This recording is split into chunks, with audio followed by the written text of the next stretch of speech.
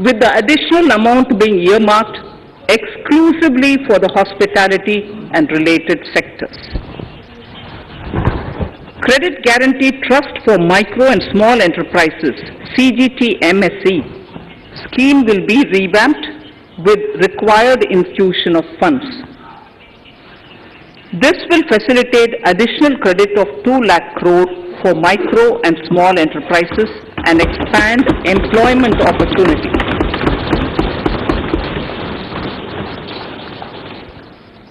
Raising and Accelerating MSME Performance (RAMP) program will outlay of 6,000 crore over 5 years will be rolled out. This will help MSME sector become more resilient, competitive and efficient.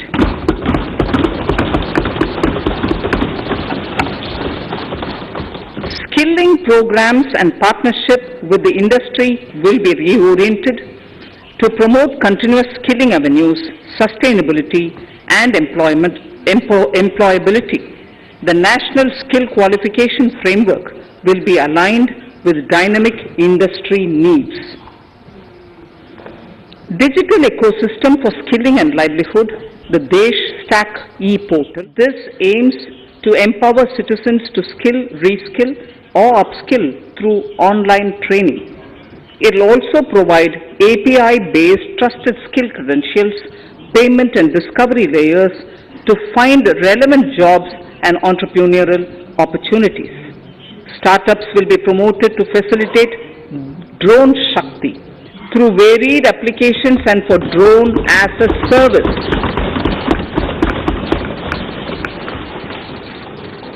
In select ITIs in all states, the required courses for skilling will be started. Due to the pandemic-induced closure of schools, our children, particularly in the rural areas and those from scheduled castes and scheduled tribes and other weaker sections, have lost almost 2 years of formal education. Mostly, these are children in government schools. We recognize the need to impart supplementary teaching and to build a resilient mechanism for education delivery. For this purpose, One Class, One TV channel program of PM E-Vidya will be expanded from 12 to 200 TV channels. This will enable all states to provide supplementary education in regional languages for classes 1 to 12.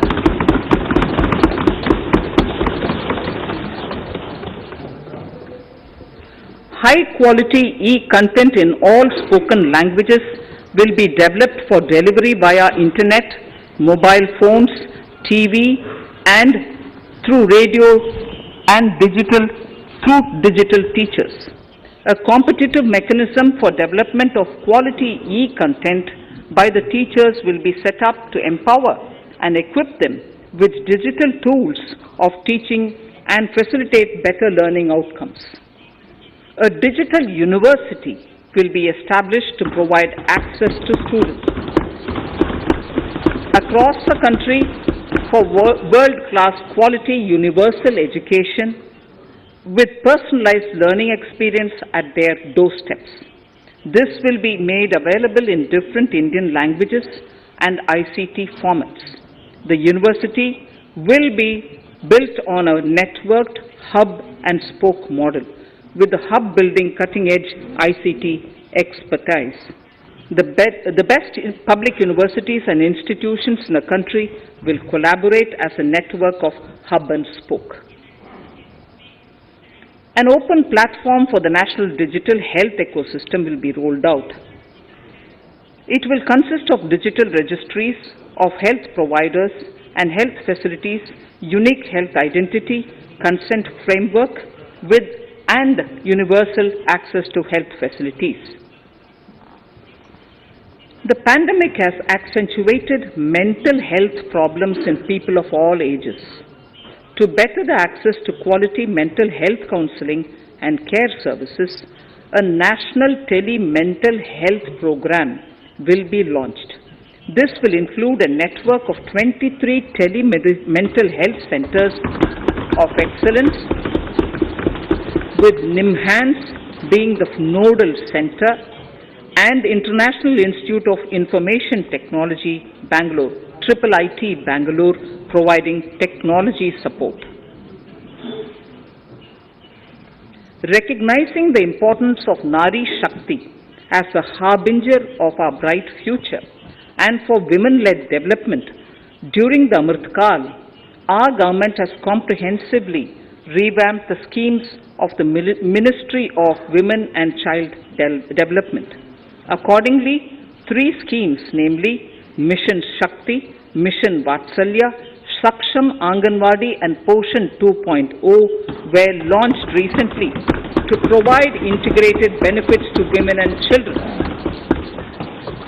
Saksham Anganwadis are a new generation Anganwadis that have better infrastructure and audio-visual aids, powered by clean energy and providing improved environment for early childhood development. 2 lakh Anganwadis will be upgraded under this scheme. Current coverage of Har Ghar Nal Se Jal is 8.7 crores. Of this, 5.5 crore households were provided tap water in last 2 years itself. Allocation of 60,000 crores of rupees has been made with an aim to cover 3.8 crore households in 2022 and 23. In 22-23, 80 lakh houses will be completed for the identified eligible beneficiaries of the PM Awas Yojana, both rural and urban. 48,000 crores is allotted for this purpose. The central government will work with the state governments for reduction of time required for all land and construction related approvals, for promoting affordable housing for middle class and for the economically weaker sections in urban areas. We shall also work with the financial sector, regulators, to expand access to capital along with reduction in cost of intermediaries. A new scheme, Prime Minister's Development Initiative for the Northeast, will be implemented through the Northeastern Council. It will fund infrastructure in the spirit of PM Gati Shakti and social development projects based on felt needs of the Northeast. This will enable livelihood activities for youth and women, filling the gaps in various sectors. It will not be a substitute for existing central or state schemes. While the central ministries may also post their candidate projects, priority will be given to those posted by the states. An initial allocation of 1,500 crores of rupees will be made, and the initial list of projects is given in Annexure 1 of my speech. Our vision to improve the quality of life of citizens in the most backward districts of the country through Aspirational Districts program has been translated into reality in a very short span of time. 95% of those 112 districts have made significant progress in key sectors such as health, nutrition, financial inclusion, and basic infrastructure. They have surpassed even some of the state average values.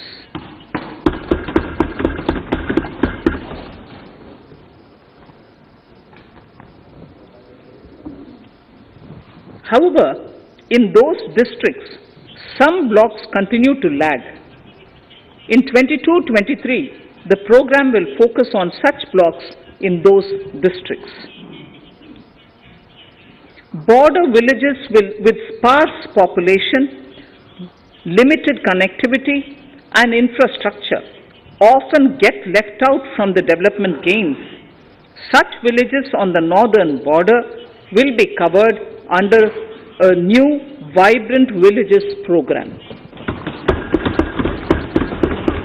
The activities will include construction of village infrastructure, housing, tourist centers, road connectivity, provisioning of decentralized renewable energy, direct-to-home access for Doordarshan and educational channels, and support for their livelihood generation.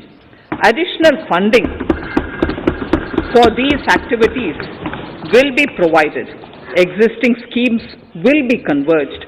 We will define their outcomes and monitor them on a constant basis. In 2022, 100% of 1.5 lakh post offices will come on the core banking system, enabling financial inclusion and access to accounts through net banking, mobile banking, ATMs, and also provide online transfer of funds between post office accounts and bank accounts. This will be helpful especially for farmers and senior citizens in rural areas, enabling interoperability and financial inclusion. Honorable Speaker, sir, in recent years, digital banking, digital payments, and fintech innovations have grown at a rapid pace in the country. Government is continuously encouraging these sectors to ensure that the benefits of digital banking reach every nook and corner of the country in a consumer-friendly manner. Taking forward this agenda and to mark 75 years of our independence, it is proposed to set up 75 digital banking units in 75 districts of the country by scheduled commercial banks. The financial support for digital payment ecosystem announced in the previous budget will continue in 22-23 as well. This will encourage further adoption of digital payments.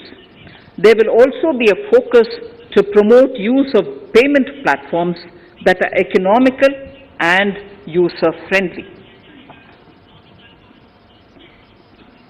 Sir, I move to the next priority. In recent years, over 25,000 compliances were reduced and nearly 1,500 union laws were repealed. This is the result of our government's strong commitment for minimum government and maximum governance. 1,486 union laws were repealed.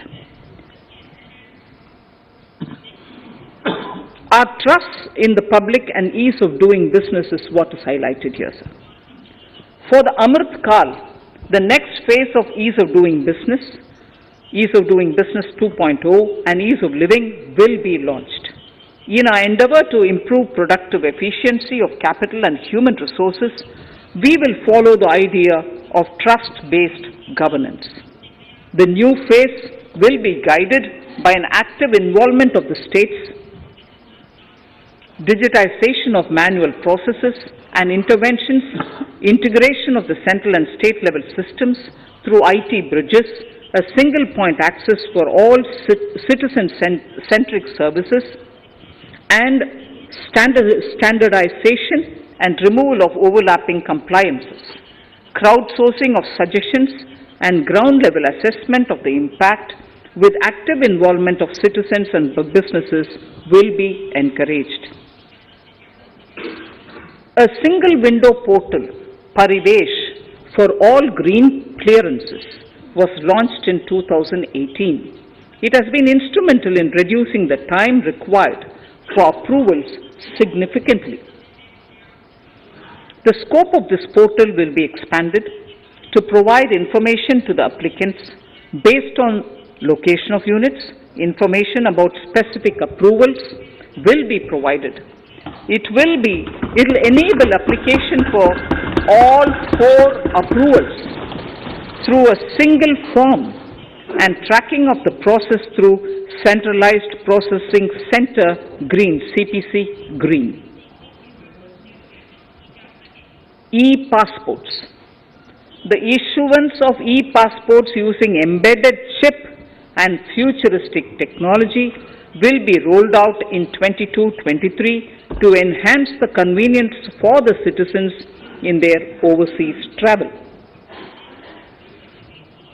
By the time of India at 100, nearly half our population is likely to be living in urban areas. To prepare for this, orderly urban development is of critical importance. This will help realize the country's economic potential, including livelihood opportunities for the demographic dividend. For this, on the one hand, we need to nurture the megacities and their hinterlands to become current centers of economic growth. On the other, we need to facilitate Tier 2 and Tier 3 cities to take on the mantle in the future. This would require us to reimagine our cities into centers of sustainable living with opportunities for all, including women and our youth. For this to happen, urban planning cannot continue with a business as usual approach. We plan to steer a paradigm change.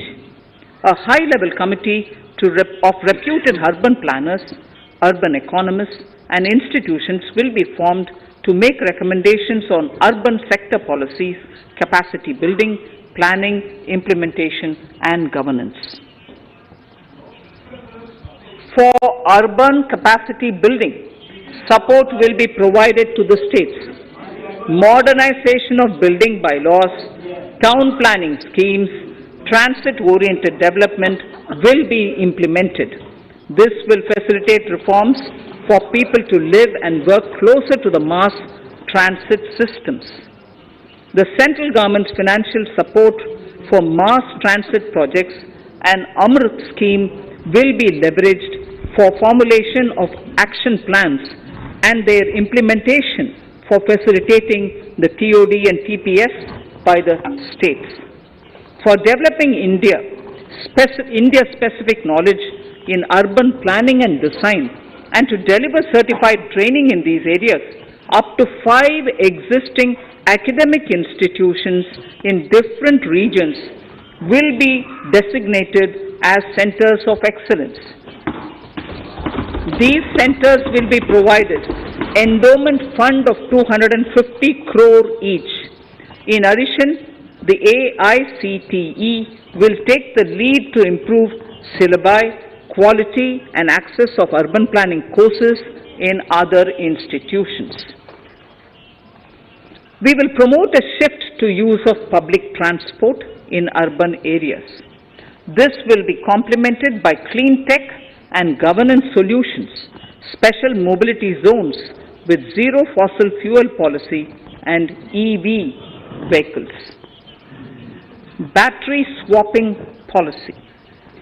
Considering the constraint of space in urban areas, for setting up charging stations at scale, a battery swapping policy will be brought out and interoperability standards will be formulated.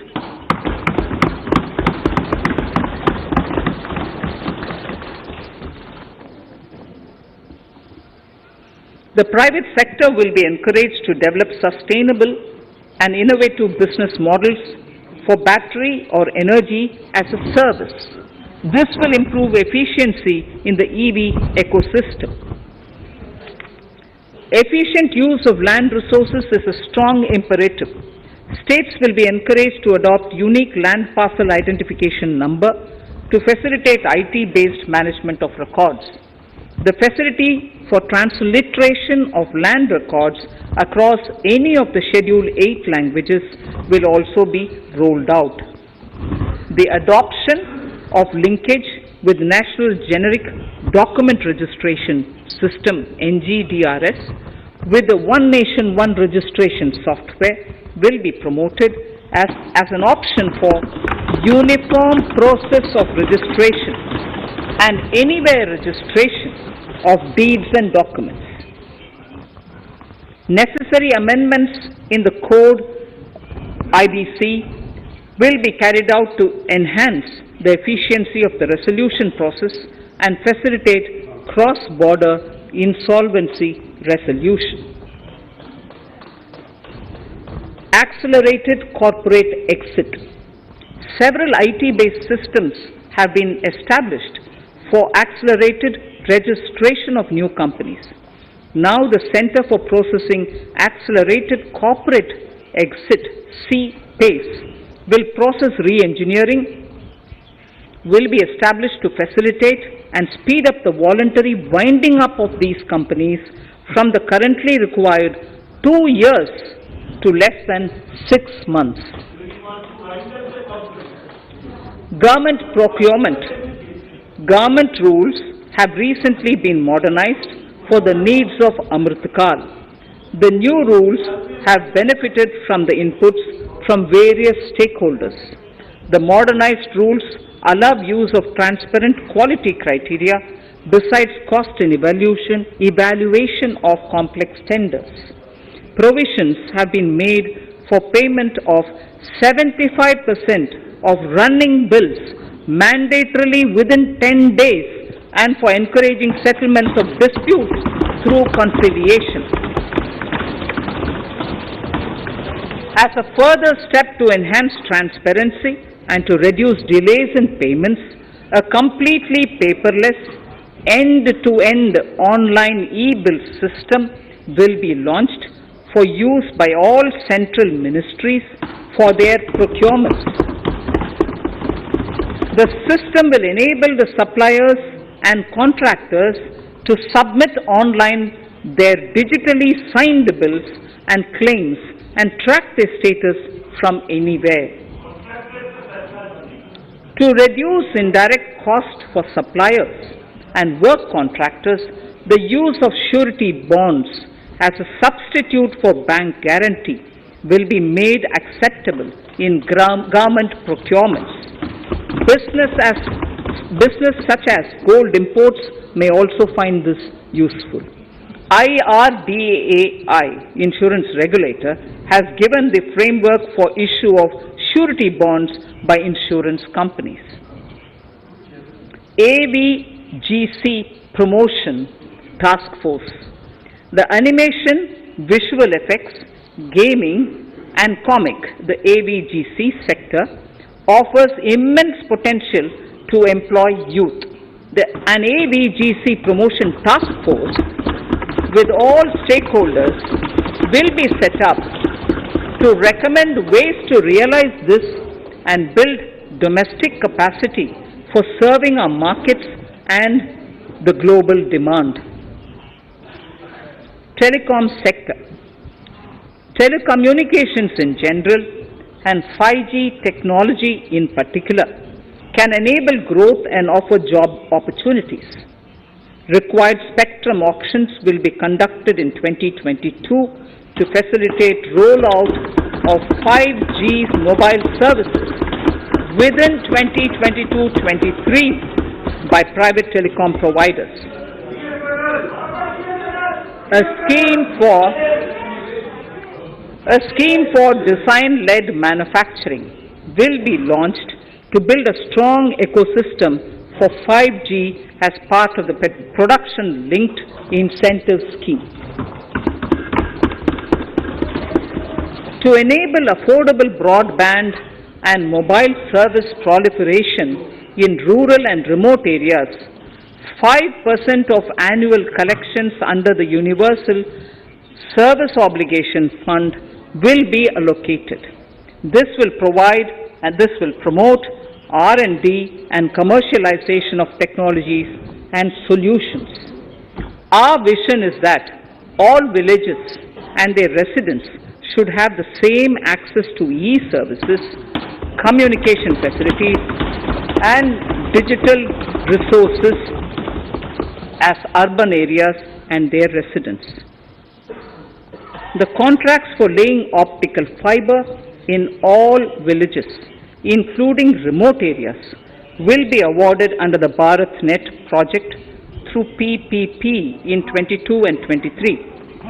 Completion is expected in 2025. Measures will be taken to enable better and more efficient use of the optical fiber. Export promotion.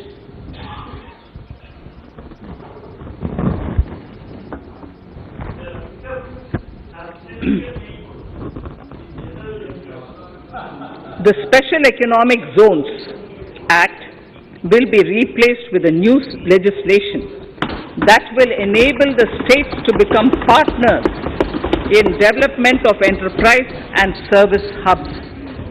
This will cover all large existing and new industrial enclaves to optimally utilize available infrastructure and enhance competitiveness of exports.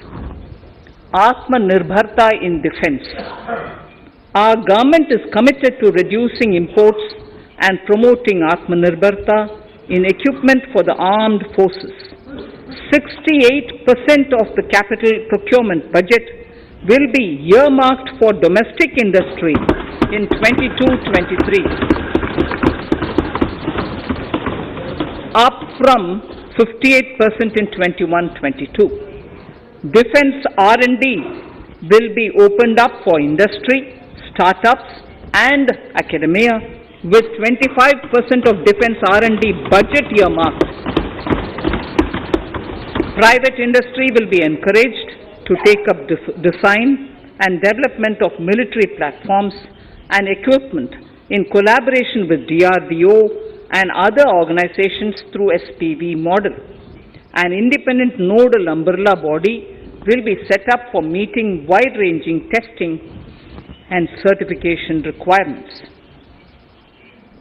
Artificial intelligence, geospatial systems and drones, semiconductor and its ecosystem, space economy, genomics and pharmaceuticals, green energy and clean mobility systems have immense potential to assist sustainable development at scale and modernize the country.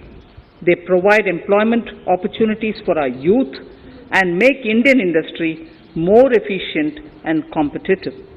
Supportive policies, light touch regulations, facilitative actions to build domestic capacities and promotion of research and development will guide the government's approach. For R&D in the sunrise opportunities, in addition to efforts of collaboration among academia, industry and public institutions, government contribution will be provided. Energy transition and climate change. The risks of climate change are the strongest negative externalities that affect India and other countries. As Honorable Prime Minister said at the COP26 summit in Glasgow last November, and I quote, "What is needed today is mindful and deliberate utilization instead of mindless, destructive consumption," unquote. The low carbon development strategy, as enunciated in the Panchamrit that he announced is an important reflection of our government's strong commitment towards sustainable development. The strategy opens up huge employment opportunities and will take the country on a sustainable development path. This budget proposes several near-term and long-term actions accordingly. Solar power. To facilitate domestic manufacturing for the ambitious goal of 280 gigawatts of installed solar capacity by 2030, an additional allocation of 19,500 crores for PLI, production-linked incentives, for manufacturing of high-efficiency modules with priority to fully integrate manufacturing units from polysilicon to solar PV modules will be made. Honorable Speaker, sir, the circular economy transition is expected to help in productivity enhancement as well as creating large opportunities for new businesses and jobs. The action plans for 10 sectors such as electronic waste, end-of-life vehicles, used oil waste, toxic and hazardous industrial waste are already ready. The focus will now be on addressing important cross-cutting issues of infrastructure, reverse logistics, technology upgradation, and integration with informal sector. This will be supported by active public policies covering regulations, extended producers' responsibilities, framework, and innovation facilities.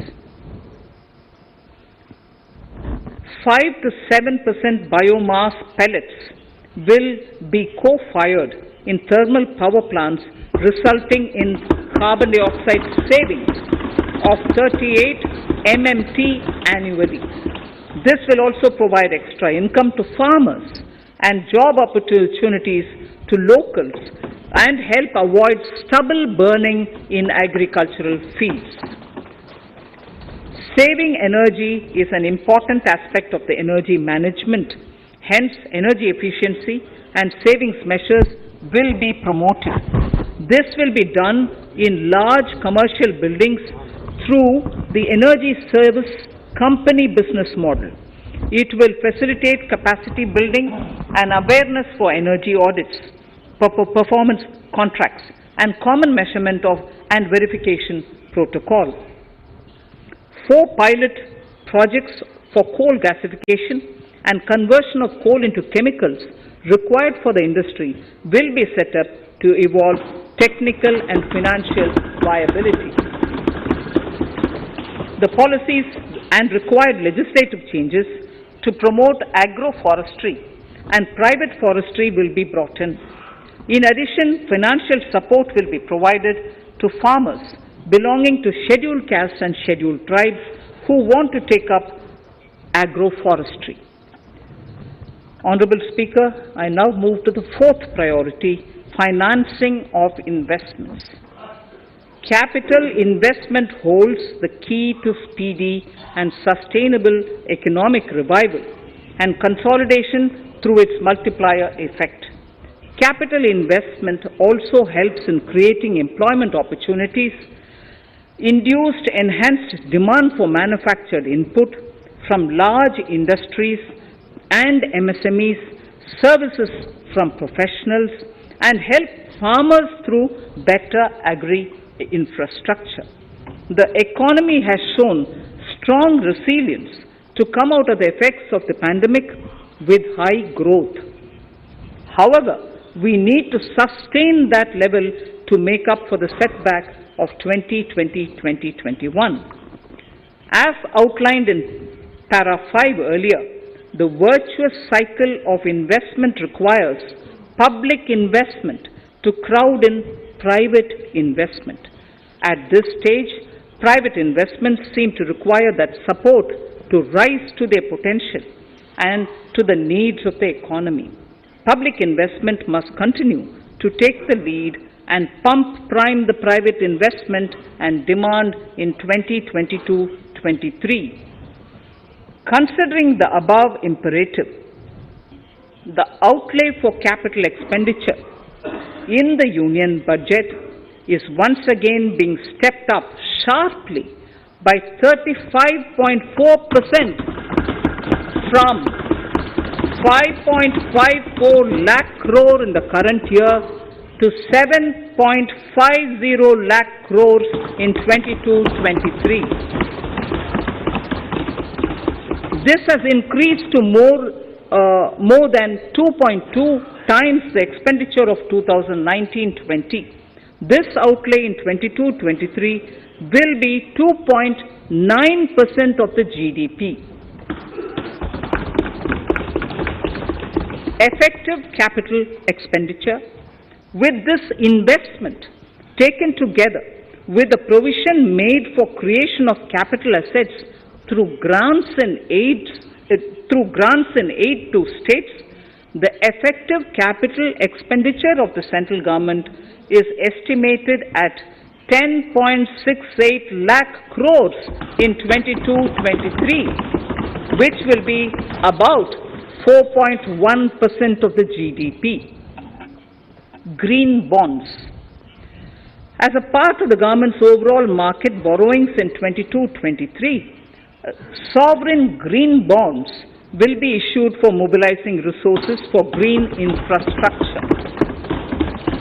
The proceeds will be deployed in public sector projects which help in reducing the carbon intensity of the economy. GIFT IFSC. World-class foreign universities and institutions will be allowed in the GIFT city to offer courses in the financial management, fintech, science, technology, engineering, and mathematics free from domestic regulations except those by the IFSCA to facilitate availability of high-end human resources for financial services and technology. An international arbitration center will be set up in the GIFT city for timely settlement of disputes under international jurisprudence.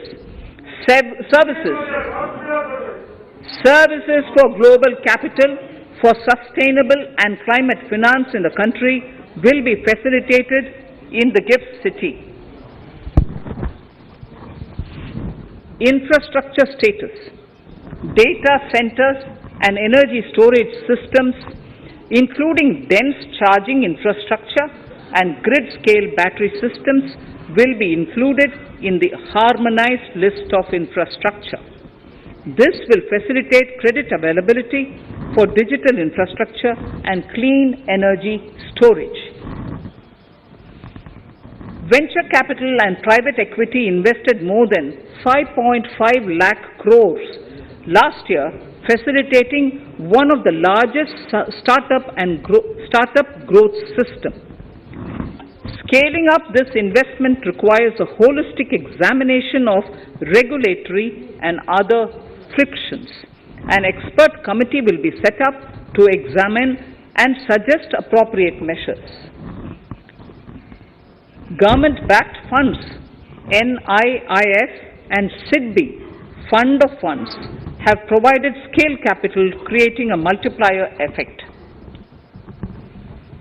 For encouraging important sunrise sectors such as climate action, deep tech, digital economy, pharma, and agri-tech, the government will promote these thematic funds for blended finance, with the government share being limited to 20% and the funds being managed by private fund managers.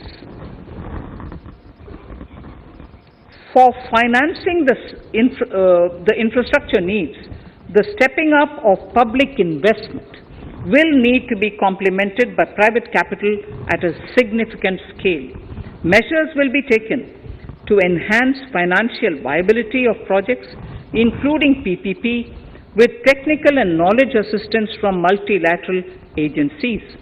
Enhancing financial viability shall also be obtained by adopting global best practices, innovative ways of financing, and balanced risk allocation. Digital rupee.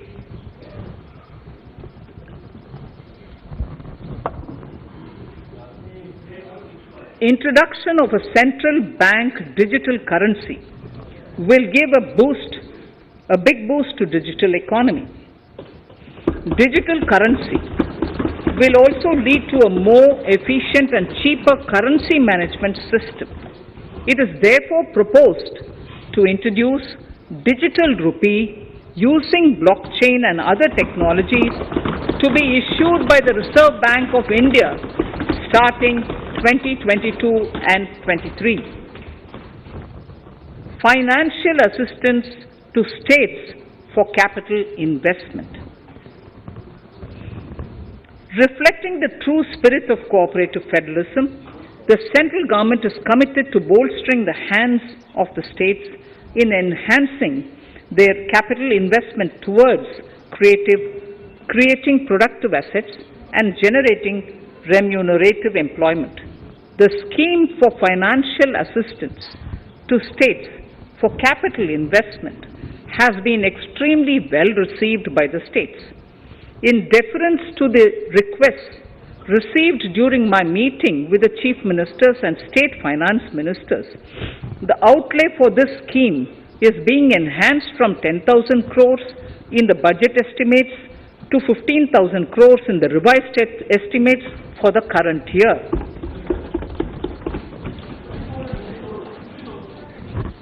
For 22-23,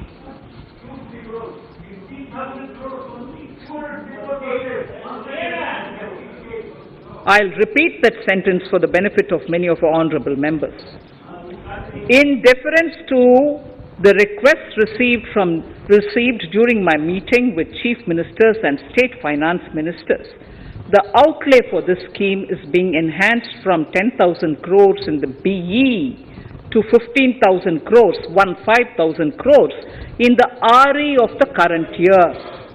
For 22-23, the allocation is 1 lakh crores to assist the states in catalyzing the overall investments in the economy. These 50-year interest-free loans are over and above the normal borrowings allowed to the states,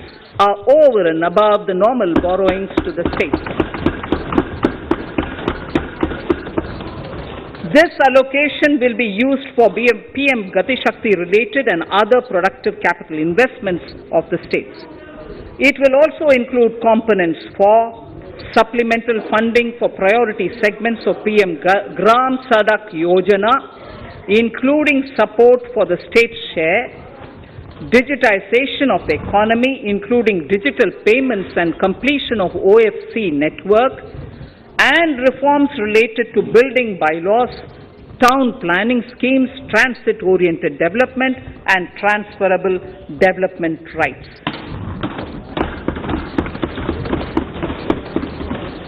In 22-23, in accordance with the recommendations of the 15th Finance Commission, the states will be allowed a fiscal deficit of 4% of the GSDP, of which 0.5% will be tied to power sector reforms, for which the conditions have already been communicated in 21-22.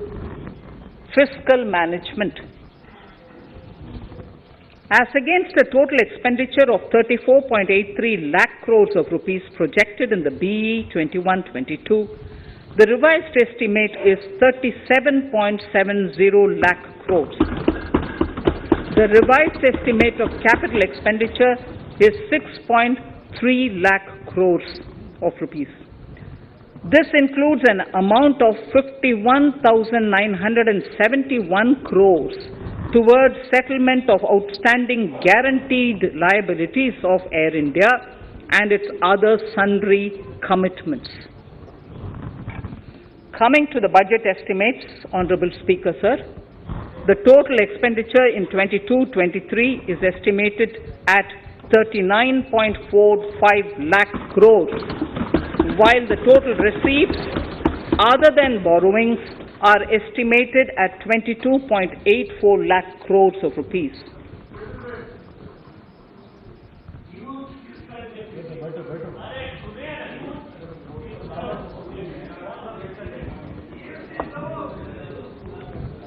The revised fiscal deficit, Honorable Speaker, in the current year is estimated at 6.9% of the GDP, as against 6.8% projected in the budget estimates. The fiscal deficit is in 22-23 is estimated at 6.4% of the GDP, which is consistent with the broad path of the fiscal consolidation announced by me last year to reach a fiscal deficit level below 4.5% by 25-26. While setting the fiscal deficit level in 22-23, I am conscious of the need to nurture growth through public investment to become stronger and sustainable. I will now move to part B of my speech.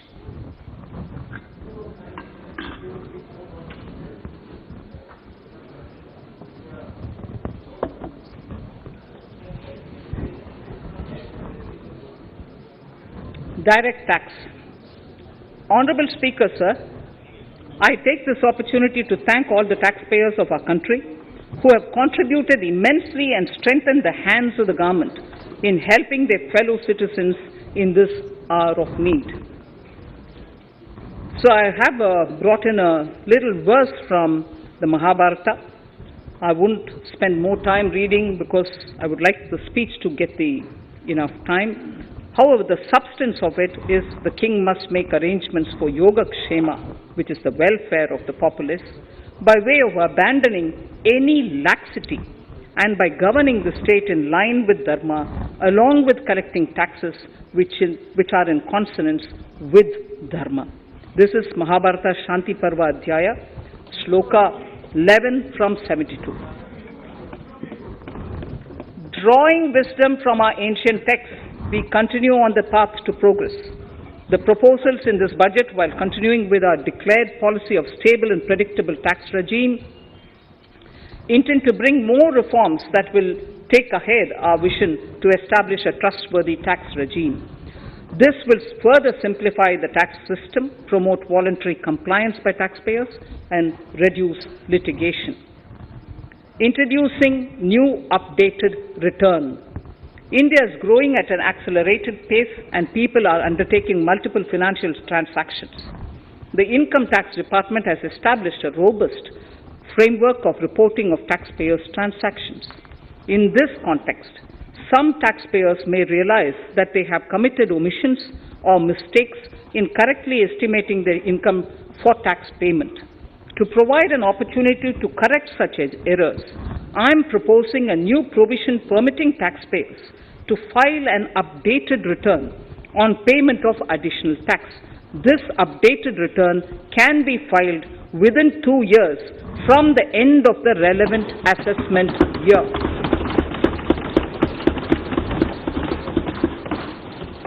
Honorable Speaker, sir, presently, if the department finds out that some income has been missed out by an assessee, it goes through a lengthy process of adjudication. Instead, with this proposal now, there will be a trust repost in the taxpayers that will enable the assessee herself to declare the income that she may have missed out earlier while filing her return. Full details of the proposal are given in the finance bill. It is an affirmative step in the direction of voluntary compliance.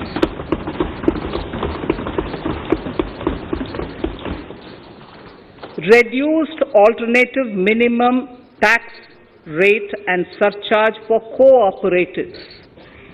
Currently, cooperative societies are required to pay alternate minimum tax at the rate of 18 and 1.5%. However, companies pay the same rate, the same, which is the alternate minimum tax, at the rate of 15%. To provide a level playing field between cooperative societies and companies, I propose to reduce this rate for the cooperative societies also to 15%. Honorable Speaker, sir, I also propose to reduce the surcharge on cooperative societies from the present 12% to 7% for those having total income of more than 1 crore and up to 10 crores. This would help in enhancing income of cooperative societies and its members who are mostly from the rural and from farming communities. Tax relief to persons with disability. The parent or guardian of a differently abled person can take an insurance scheme for such person.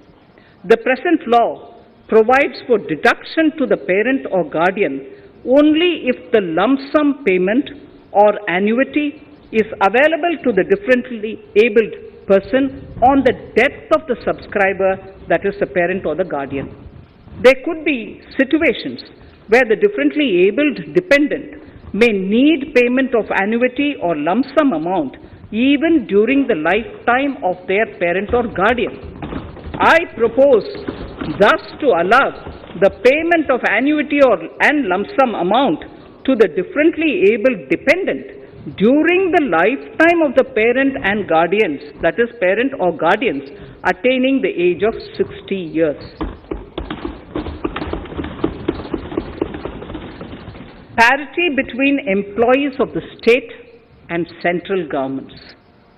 At present, the central government contributes 14% of the salary of its employee to the National Pension System, NPS, Tier 1.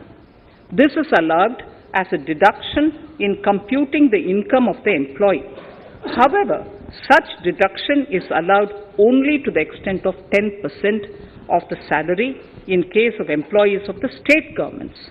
To provide equal treatment to both central and state government employees, I propose to increase the tax deduction limit from 10% to 14% on employers' contribution to the MPS account of state government employees as well. This would help in enhancing the social security benefits of the state government employees and bring them at par with central government employees. Incentives for startups. Startups have emerged as drivers of growth for our economy. Over the past few years, the country has seen a manifold increase in successful startups. Eligible startups established before 31/3/2022 had been provided a tax incentive for 3 consecutive years out of the 10 years from incorporation. In view of the COVID pandemic, I propose to extend the period of incorporation of the eligible startup by 1 more year, that is, up to 31/3/2023, for providing such tax incentives.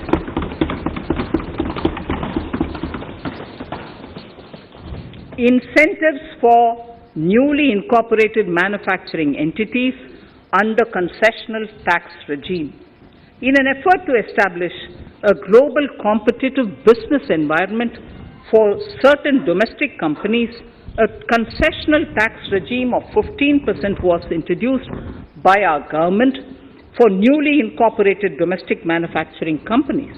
I propose to extend the last date for commencement of manufacturing or production under Section 115B(ab) by 1 more year, that is from 31st March 2023 to 31st March 2024.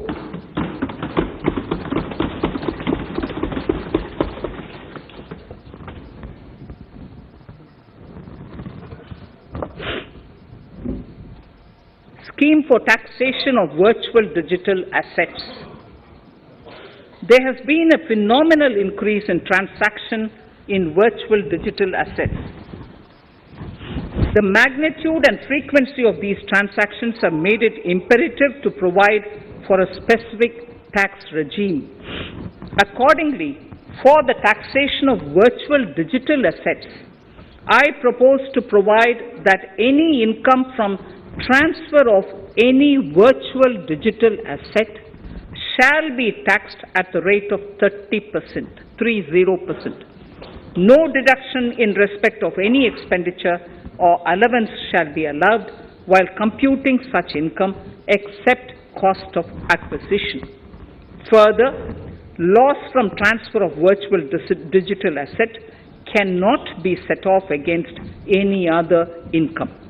Further, in order to capture the transaction details, I also propose to provide for TDS on payment made in relation to transfer of virtual digital asset at the rate of 1% of such consideration above a monetary threshold. Gift of virtual digital asset is also proposed to be taxed in the hands of the recipient.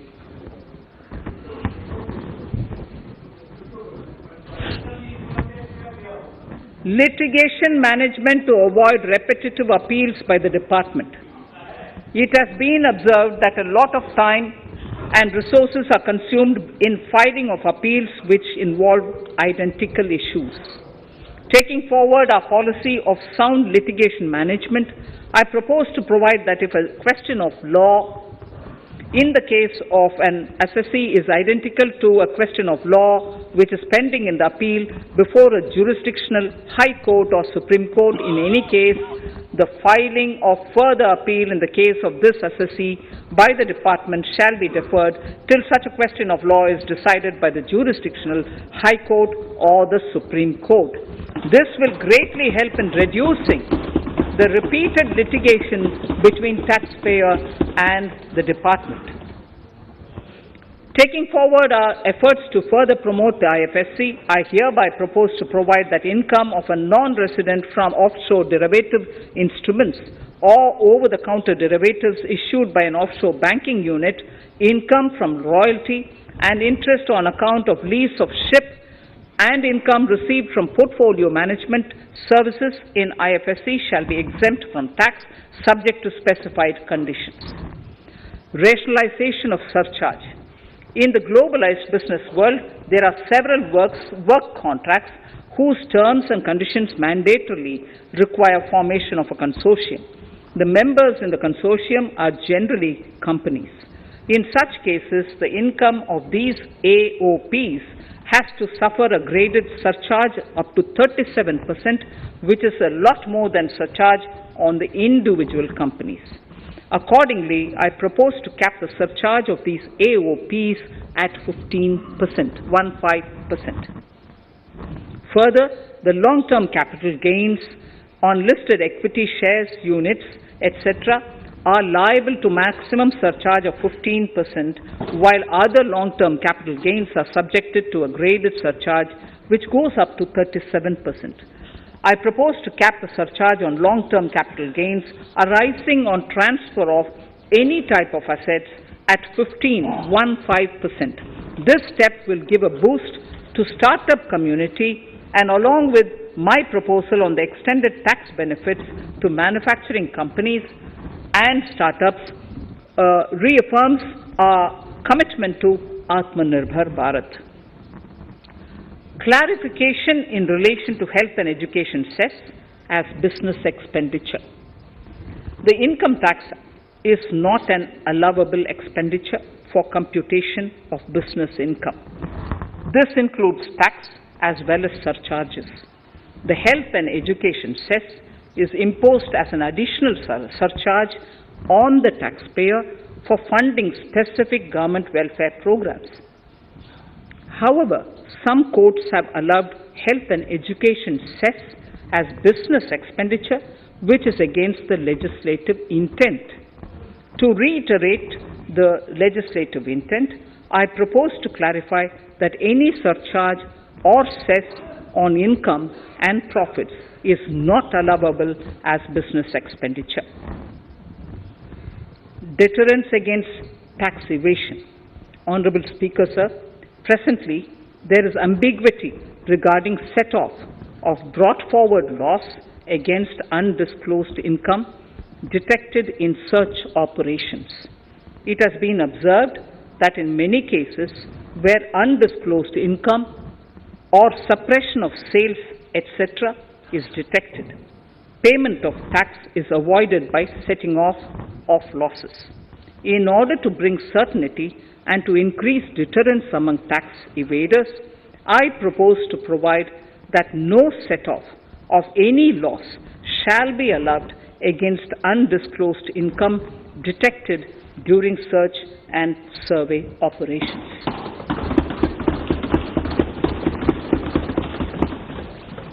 It has been noticed that as a business promotion strategy, there is a tendency on businesses to pass on benefits to their agents.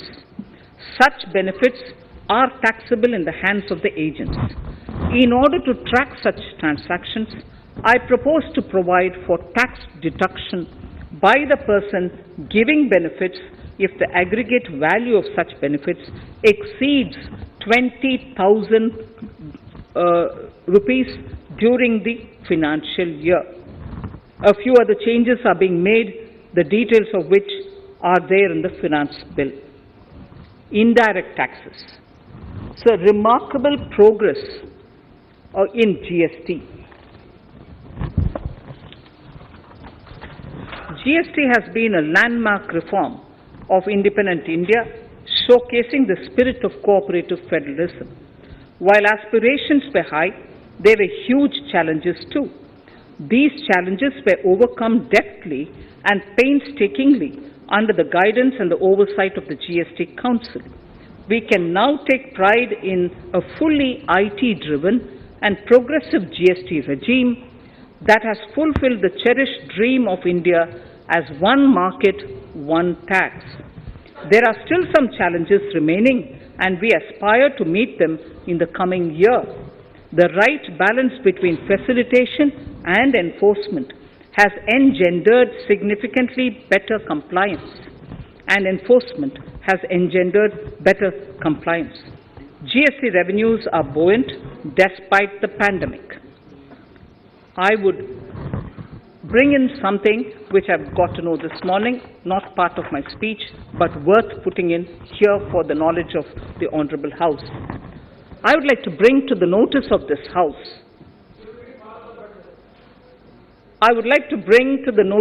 House that the gross GST collections for the month of January 22 are rupees 1,40,986 crores, which is the highest since the inception of GST. This has been possible due to rapid economic growth, recovery, post-COVID,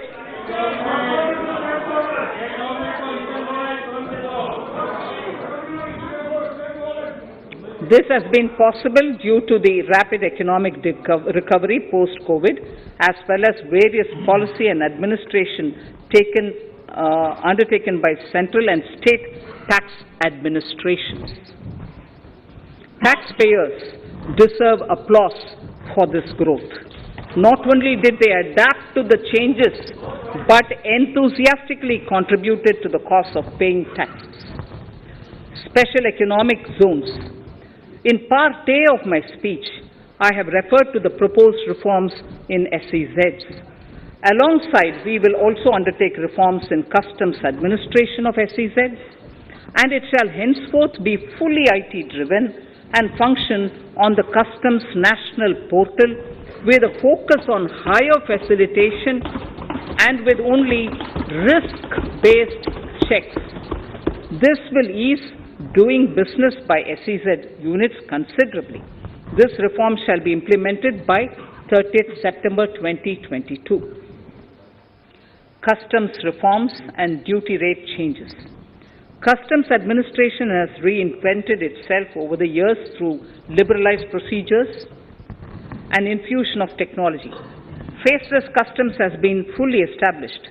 During COVID-19 pandemic, customs formation have done exceptional frontline work against all odds, displaying agility and purpose. Customs reforms have played a very vital role in domestic capacity creation, providing level playing field to our MSMEs, easing the raw material supply side constraints, enhancing ease of doing business, and being an enabler to other policy initiatives such as PLI and phased manufacturing plans. My proposal on customs side are aligned to these objectives. Project imports and capital goods. National Capital Goods Policy 2016 aims at doubling the production of capital goods by 2025. This would create an employment opportunities and result in increased economic activity. However, several duty exemptions, even extending to over 3 decades, in some cases have been granted to capital goods for various sectors like power, fertilizer, textiles, leather footwear, food processing, and fertilizers. These exemptions have hindered the growth of the domestic capital goods sector. Similarly, project import duty concessions have also deprived the local producers of a level playing field in areas like coal mining projects, power generation, transmission or distribution projects, railway and metro projects. Our experience suggests that reasonable tariffs are conducive to the growth of domestic industry and make in India without significantly impacting the cost of essential imports. Accordingly, Honourable Speaker, Sir, it is proposed to phase out the concessional rates in capital goods and project imports gradually and apply a moderate tariff of 7.5%. Certain exemptions for advanced machineries that are not manufactured within the country shall continue. A few exemptions are being introduced on inputs like specialized castings, ball screw, and linear motion guide to encourage domestic manufacturing of capital goods. In the last two budgets, we have rationalized several customs exemptions. We have once again carried out an extensive consultation, including by crowdsourcing. As a result of these consultations, more than 350 exemption entries are proposed to be gradually phased out. These include exemptions on certain agricultural produce,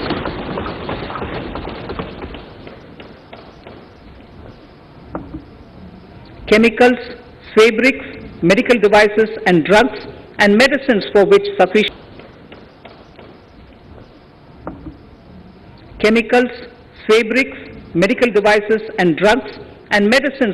sufficient domestic capacity exists.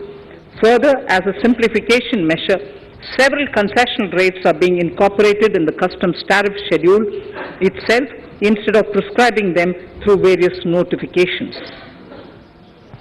This comprehensive review will simplify the customs rate and tariff structure, particularly for sectors like chemicals, textiles, and metals, and minimize disputes. Removal of exemption on items which are or can be manufactured in India and providing concessional duties on raw material that go into manufacturing of intermediate products will go many a step forward in achieving our objective of Make in India and Atmanirbhar Bharat. I shall now take up specific sector-specific proposals. Electronics. Electronic manufacturing has been growing rapidly. Customs duty rates are being calibrated to provide a graded rate structure to facilitate domestic manufacturing of wearable devices, hearable devices, and electronic smart meters. Duty concessions are being given to parts of transformer of mobile phone chargers and camera lens of mobile camera module and certain other such items. This will enable domestic manufacturing of high-growth electronic items.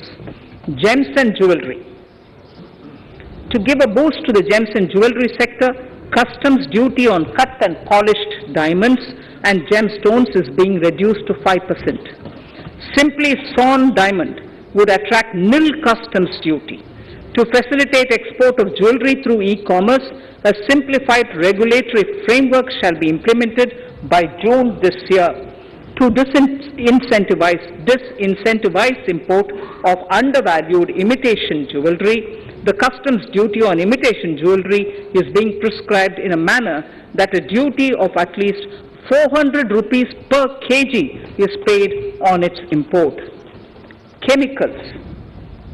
Customs duty on certain critical chemicals, namely methanol, acetic acid, and heavy feedstocks for petroleum refining are being reduced, while duty is being raised on sodium cyanide, for which adequate capacity in the domestic arena exists.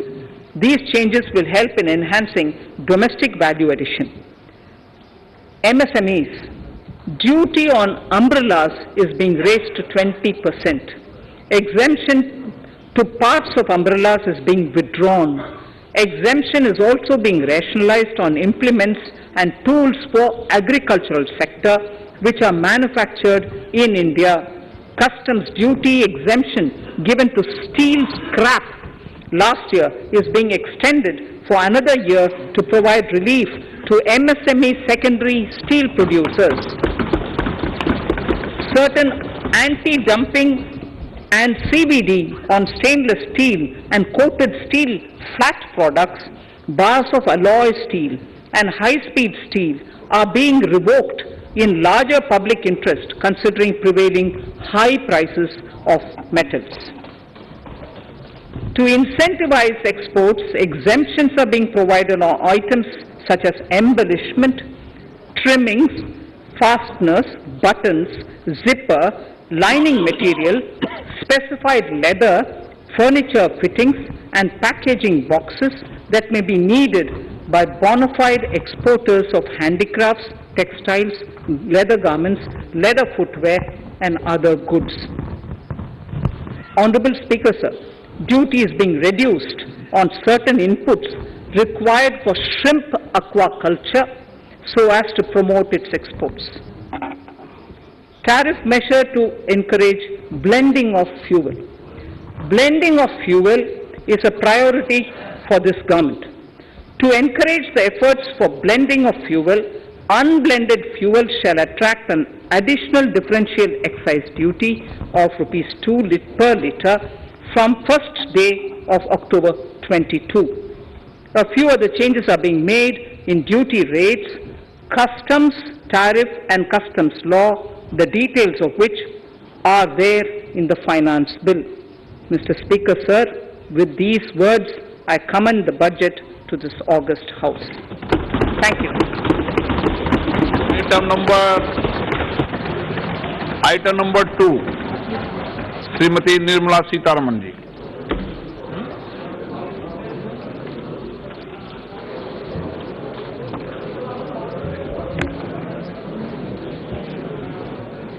Sir, with your permission, I rise to lay on the table the following statements under Section 3(1) of the Fiscal Responsibility and Budget Management FRBM Act 2003. Medium-term fiscal policy cum fiscal policy strategy statement and macroeconomic framework statement. Item number 3, Vitt Videk 2020, Nirmala Sitharaman ji. Sir, item number 3, Finance Bill. Sir, with your permission, I rise to move for leave to introduce the Finance Bill 2022. प्रश्न ये कि वित्त विधेयक को पुनर्स्थापित करने की अनुमति प्रदान की जाए। जो सदस्य इसके पक्ष में हाँ गए, जो सदस्य विरोध में ना गए, मेरे विचार में निर्णय हाँ वालों के पक्ष में, हाँ वालों के पक्ष में। माननीय मंत्री जी, वित्त विधेयक को पुनर्स्थापित करें। Sir, I introduce the bill. सभा की कार्रवाई कल बुधवार दिनांक 2 फरवरी 2022 को 4:30 बजे तक के लिए स्थगित की जाती है। That was Finance Minister Nirmala Sitharaman presenting the Union Budget for the year 2022-23, and several provisions have been made to encourage growth in the economy, whether it is the maintenance of the fiscal deficit or the manner in which more investments into capital expenditure is going to be brought in. Nirmala Sitharaman in her Union Budget address also spoke about the manner in which various reforms are also being introduced in the agriculture sector in order to ensure that the productivity is enhanced further. Also, procurement is going to be enhanced in order to strengthen the agriculture sector. In the initial part of the budget speech, Nirmala Sitharaman, Finance Minister, also spoke about the vision with which the budget has been presented, not just India at 75 but also India at 100. So various provisions have been made for the empowerment of businesses, empowerment of citizens and empowerment of startups in particular as well. Talking about startups, the period of incorporation has been extended by a year in order to present important tax benefit to the startups. Also mentioning about the recovery of the Indian economy, Finance Minister spoke about the GST collection for the year January 2022. Over 1,40,000 crore of GST bills have been received. This is the highest since the inception of the GST. Talking about various priorities of the government in the tabling of the Union Budget, Finance Minister also spoke about the manner in which capital expenditure has been increased to 4.1% of the GDP. That's over 10 lakh crore rupees. Also, sovereign green bonds have been introduced. So there are a lot of provisions there in the budget which talks about India's commitment to a greener economy. So sovereign green bonds is one important aspect in that regard as well.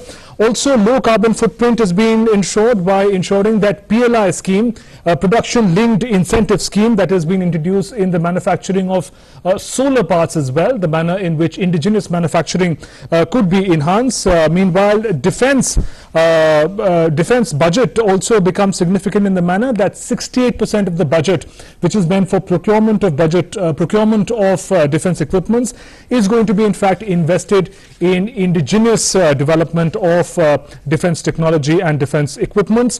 Meanwhile, fiscal deficit has been kept at 6.4%. is projected for the financial year 2022-23, and the focus is to nurture growth, to put in more resources for the budget to increase. Let's look at some of the updates that has come in a boost to digital economy. In fact, Finance Minister also has introduced different provisions. There are 75 digital banking units that will also be introduced. These are some of the highlights that have come in the union budget that Finance Minister presented. One by one, we'll be looking at each of these aspects. Once again, going back to the reforms in the agriculture sector, Finance Minister spoke about bumper procurement.